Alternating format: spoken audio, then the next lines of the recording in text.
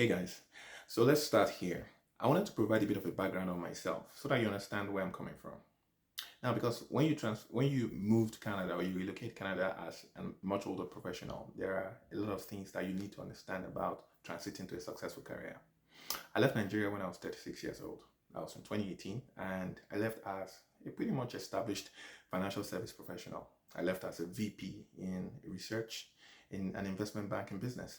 So I had about 14 years of career experience across the financial service industry. I had done various things. I'd been a trader, I'd been in portfolio management, I'd been in asset management, I've done risk rating, I've done research mostly, I've done investment banking, corporate banking services, and so on. And then, of course, I had done a lot of training. I was virtually, I think I probably have trained in most of the bank training schools. There's virtually almost no training school for any bank that I don't think I've done trainings in. I've done trainings in most of them. And I mean me training other bankers, young bankers. I did a lot for GTB and Access and First Bank as well, and then I did for some other banks. So I mean, I was pretty established in the industry. I'd spoken in conferences globally, from Singapore to India to different countries around the world.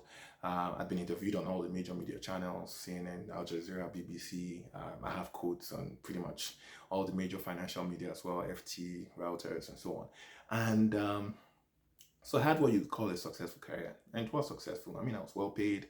Oftentimes, when I see the debate on Twitter about how if you have 100, 500K, would you leave Nigeria? If you have 1 million, I was earning multiples of this monthly, and I wasn't, so I couldn't complain. I wasn't a pay issue. So the question was always, why did you leave? And the answer to that was pretty basic. I wanted my children to have options. In terms of countries where they want to grow or they want to develop their career. I wanted to also have that global experience, and I'd seen trends in Nigeria that I wasn't too comfortable with, which I just wanted to leave. So that was all part of the reason. Now, that is me hitting Canada in 2018 with all that expertise, with all that experience, with all that, career prospects and all that. And then you get to Canada and it hits you immediately that it's going to be a tough journey to start all over because, number one, your expertise is not recognized.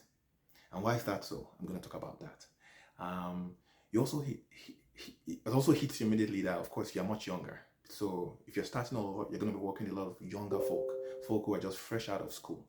22-year-olds, 23-year-olds, and so on, who are more nimble, who are more agile, who are probably going to find it easier to adapt and learn, and who have grown up in the system, so they find the workplace culture a lot easier to navigate and so on. So there's a lot you have to understand, and that is why I wanted to do this thread. So